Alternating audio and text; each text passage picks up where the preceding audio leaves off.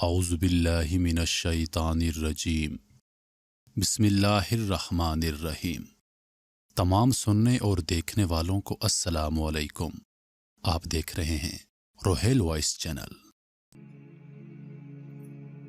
جب حضرت موسیٰ علیہ السلام کا عصا اژدہا بن کر جادوگروں کے سانپوں کو نگل گیا تو جادوگر سجدے میں گر کر ایمان لے آئے، مگر فرعون اور اس کے حامین نے ابھی بھی ایمان قبول نہیں کیا، بلکہ فرعون کا کفر اور اس کی سرکشی اور زیادہ بڑھ گئی، اور اس نے بنی اسرائیل کے مومنین اور حضرت موسیٰ علیہ السلام کی دل آزاری اور اظہار ثانی میں بھرپور کوششیں شروع کر دیں اور طرح طرح سے ستانا شروع کر دیا۔ فرعون کے مظالم سے تنگ دل ہو کر حضرت موسیٰ علیہ السلام نے اللہ تعالیٰ کے دربار میں اس طرح دعا مانگی: اے میرے رب، فرعون زمین میں بہت ہی سرکش ہو گیا ہے اور اس کی قوم نے عہد شکنی کی ہے، لہٰذا تو انہیں ایسے عذابوں میں گرفتار فرما لے جو ان کے لیے سزاوار ہوں، اور میری قوم اور بعد والوں کے لیے عبرت ہو۔ حضرت موسیٰ علیہ السلام کی دعا کے بعد اللہ تعالیٰ نے فرعونیوں پر لگاتار 5 عذابوں کو مسلط فرما دیا، اور وہ 5 عذاب یہ ہیں۔ پہلا عذاب طوفان۔ ناگہاں ایک ابر آیا اور ہر طرف اندھیرا چھا گیا، پھر انتہائی زوردار بارش ہونے لگی، یہاں تک کہ طوفان آ گیا اور فرعونیوں کے گھروں میں پانی بھر گیا اور وہ اس میں کھڑے رہ گئے، اور پانی ان کے گردنوں تک آ گیا۔ ان میں سے جو بیٹھا وہ ڈوب کر ہلاک ہو گیا، نہ ہل سکتے تھے اور نہ ہی کوئی کام کر سکتے تھے۔ ان کی کھیتیاں اور باغات طوفان کے دھاروں سے برباد ہو گئے۔ مسلسل 7 روز تک وہ لوگ اسی مصیبت میں مبتلا رہے، اور باوجود یہ کہ بنی اسرائیل کے مکانات فرعونیوں کے گھروں سے ملے ہوتے تھے، مگر بنی اسرائیل کے گھروں میں سیلاب کا پانی نہیں آیا، اور وہ نہایت ہی امن اور چین کے ساتھ اپنے گھروں میں رہتے تھے۔ جب فرعونیوں کو اس مصیبت کے برداشت کرنے کی تاب اور طاقت نہ رہی اور وہ بالکل ہی عاجز ہو گئے، تو ان لوگوں نے حضرت موسیٰ علیہ السلام سے عرض کیا کہ آپ ہمارے لیے دعا فرما دیجئے کہ یہ مصیبت ٹل جائے تو ہم لوگ آپ پر ایمان لے آئیں گے اور بنی اسرائیل کو آپ کے پاس بھیج دیں گے۔ چنانچہ آپ علیہ السلام نے دعا مانگی تو طوفان کی بلا ٹل گئی، اور زمین میں ایسی سرسبزی اور شادابی نمودار ہوئی کہ اس سے پہلے کبھی دیکھنے میں نہیں آئی تھی۔ کھیتیاں بہت شاندار ہوئیں اور غلوں اور پھلوں کی پیداوار بے شمار ہوئی۔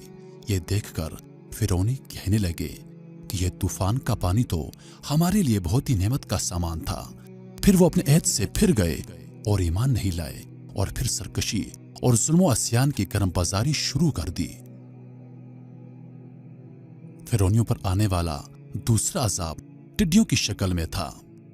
1 ماہ تک تو فرعونی نہایت عافیت سے رہے، لیکن جب ان کا کفر، تکبر اور ظلم و ستم بڑھنے لگا تو اللہ تعالیٰ نے اپنے عذاب کو ٹڈیوں کی شکل میں بھیج دیا کہ چاروں طرف سے ٹڈیوں کے جھنڈ آ گئے، جو ان کے کھیتوں اور باغوں کو، یہاں تک کہ ان کے مکانوں کی لکڑیاں تک کو کھا گئیں، اور فرعونیوں کے گھروں میں یہ ٹڈیاں بھر گئی، جس سے ان کا سانس لینا مشکل ہو گیا۔ مگر بنی اسرائیل کے مومنین کے کھیت، باغ اور مکانات ان ٹڈیوں کے یلغار سے بالکل محفوظ رہے۔ یہ دیکھ کر فرعونیوں کو بڑی عبرت ہو گئی، اور آخر اس عذاب سے تنگ آ کر پھر حضرت موسیٰ علیہ السلام کے آگے عہد کیا: آپ اس عذاب کے دفع ہونے کے لیے دعا فرما دیں تو ہم لوگ آپ پر ایمان لے آئیں گے اور بنی اسرائیل پر کوئی بھی ظلم اور ستم نہیں کریں گے۔ چنانچہ آپ علیہ السلام کی دعا سے 7ویں دن یہ عذاب بھی ٹل گیا، اور یہ لوگ پھر 1 ماہ تک نہایت ہی آرام اور راحت میں رہے، لیکن پھر عہد شکنی کی اور ایمان نہیں لائے۔ ان لوگوں کے کفر اور عصیان میں پھر اضافہ ہونے لگا۔ حضرت موسیٰ علیہ السلام اور مومنین کو ایذائیں دینے لگے اور کہنے لگے کہ ہماری جو کھیتیاں اور پھل بچ گئے ہیں وہ ہمارے لیے کافی ہیں، لہٰذا ہم اپنا دین چھوڑ کر ایمان کبھی نہیں لائیں گے۔ فرعونیوں پر آنے والا تیسرا عذاب گھن کا تھا۔ غرض 1 ماہ کے بعد پھر ان لوگوں پر کمل کا عذاب مسلط ہو گیا۔ بعض مفسرین کا بیان یہ ہے کہ یہ گھن تھا جو ان فرعونیوں کے اناجوں اور پھلوں میں لگ کر تمام غلوں اور میووں کو کھا گیا، اور بعض مفسرین نے فرمایا कि ये एक छोटा सा कीड़ा था जो खेतों की तैयार फसलों को चट कर गया और उनके कपड़ों में घुसकर उनके चमड़ों को काट काट कर उन्हें मुर्ग़ बिस्मिल की तरह तड़पाने लगा, यहाँ तक कि उनके सर के बालों, दाढ़ी, मूंछों, पलकों को चाट चाट कर और चेहरों को काट काट कर उन्हें चीचक रूह बना दिया। ये कीड़े उनके खानों, पानियों और बर्तनों में घुस जाते थे, जिससे ये लोग ना कुछ खा सकते थे और ना ही कुछ पी सकते थे, ना लम्हा भर के लिए सो सकते थे। यहाँ तक कि एक हफ्ते में इस गहरे आसमानी और बलाए नागहानी से बिलबिलाकर ये लोग चीख पड़े और फिर हजरत मूसा अलैहिस्सलाम के हुजूर हाजिर होकर दुआ की दरखास्त करने लगे और ईमान लाने का अहद देने लगे।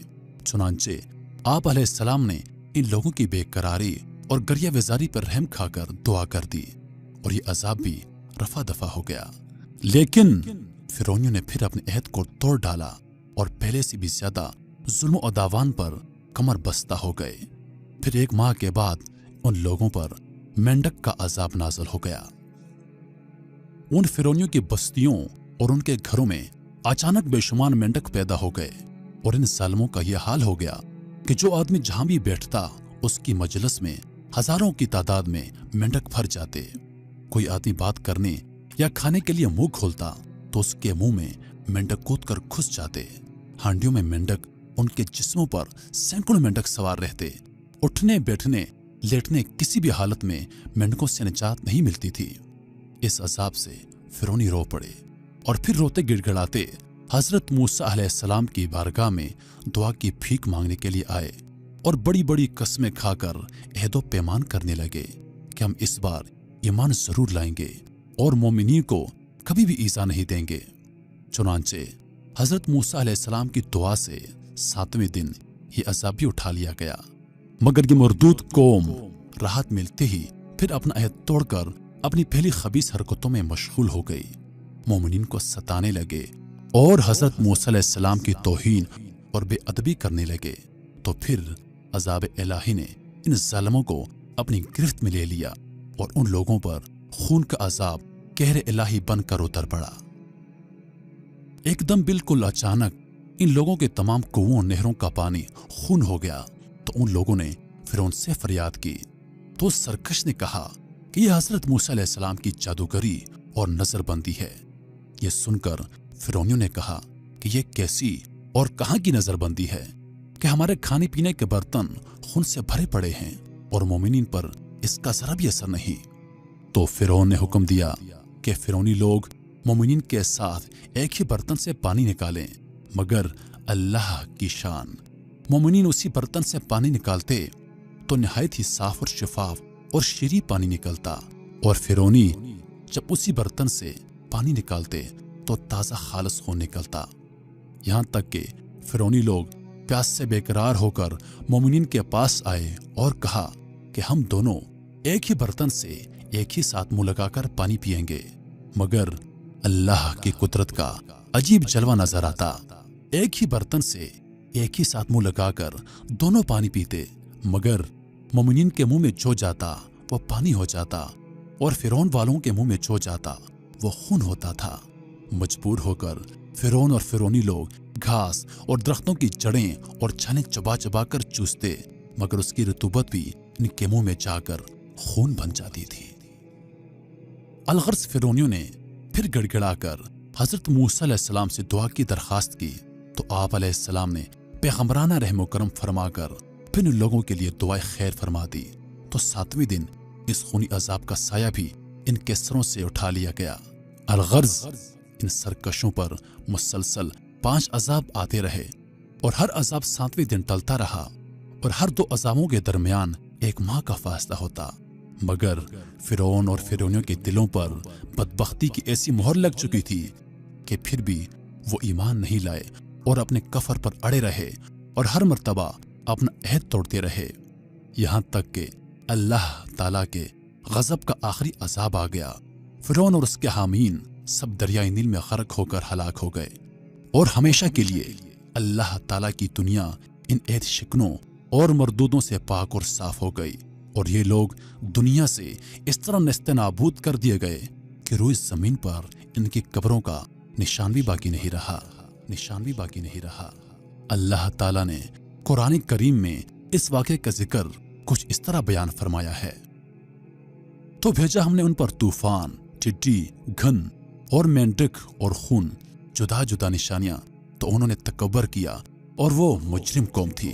और जब उन पर अज़ाब पड़ता कहते, ए मूसा, हमारे लिए अपने रब से दुआ करो इस ऐत के सबब जो इसका तुम्हारे पास है। बेशक अगर तुम हम पर से अज़ाब उठा दोगे तो हम जरूर तुम पर ईमान लाएंगे और बनी इसराइल को तुम्हारे साथ कर देंगे। फिर जब हम उनसे अज़ाब उठा लेते एक मुद्दत के लिए जिस तक उन्हें पहुंचता है, जब भी वो फिर जाते तो हमने उनसे बदला लिया तो उन्हें दरिया में डुबो दिया, इसलिए कि हमारी आयतें झुठलाते और उनसे बेखबर थे और उनसे बेखबर थे और उनसे बेखबर थे। मेरे मोहतरम अज़ीज़ों, इन वाक़यात से ये सबक मिलता है कि ऐत शिकनी और अल्लाह के नबियों की तकज़ीब और तौहीन कितना बड़ा और होलनाक जुर्म अज़ीम है कि इसकी वजह से फ़िरौनियों पर बार बार अज़ाब इलाही किस्म किस्म की सूरतों में उतरा, यहाँ तक कि आखिर में वो दरिया में गर्क करके दुनिया से फना कर दिए गए। लिहाजा हर मुसलमान को ऐत शिकनी और सरकशी और गुनाहों से बचते रहना लाजम है कि कहीं बदअमालियों के नहुस्तों से हम पर भी कहरे इलाही अजाब की सूरत में न उतर पड़े। दूसरा, हज़रत मूसा अलैहिस्सलाम का सब्र तहम्मुल और उनकी रकीकुल कल्बी बिलाशुबा इंतहा को पहुंची हुई थी कि बार बार ऐत शिकनी करने वाले अपने दुश्मनों की आफां पर रहम खाकर उनके अजाब को दफा करने की दुआ फरमाते रहे। इससे मालूम हुआ कि कौम के हादी और उनके पेशवा के लिए सब्र तहम्मुल और अफू दरगुजर की खसलत इंतहाई जरूरी है। उलमाए कराम को, जो हजरात अंबिया कराम के नाबीन हैं, उनके लिए बेहद लाजम और जरूरी है कि वो अपने मुखालिफिन और बदखाहों से इंतकाम का जज्बा ना रखें, बल्कि सब्र तहम्मुल करके अपने मुजरमों को बार बार माफ करते रहें कि यह हज़रत मूसा अलैहिस्सलाम की मुकद्दस सुन्नत भी है और हमारे नबी आखिरुज़्ज़मान सल्लल्लाहु अलैहि वसल्लम का यह एक बड़ा ही और खुसूसी तरह इम्तियाज है कि आपने कभी भी अपनी ज़ात के लिए अपने दुश्मनों से कोई भी इंतकाम नहीं लिया, बल्कि हमेशा उनको माफ फरमा दिया करते थे। और ये आपकी मुकद्दस तालीम का बहुत ही दरख्शां इरशाद है, यानी तुमसे जो ताल्लुक काटे तुम उनसे ताल्लुक जोड़ो, और जो तुम पर जुल्म करे उसको माफ कर दो, और जो तुम्हारे साथ बुरा बर्ताव करे तुम उसके साथ अच्छा सलूक करो। हज़रत शेख सादी रहमतुल्लाह अलैह ने इसी हदीस की तर्जुमानी करते हुए इरशाद फरमाया, यानी बुराई का बुरा बदला देना तो बहुत आसान है, लेकिन अगर तुम जवां मर्द हो तो बुराई करने वाले के साथ भलाई करो, भलाई करो, भलाई करो।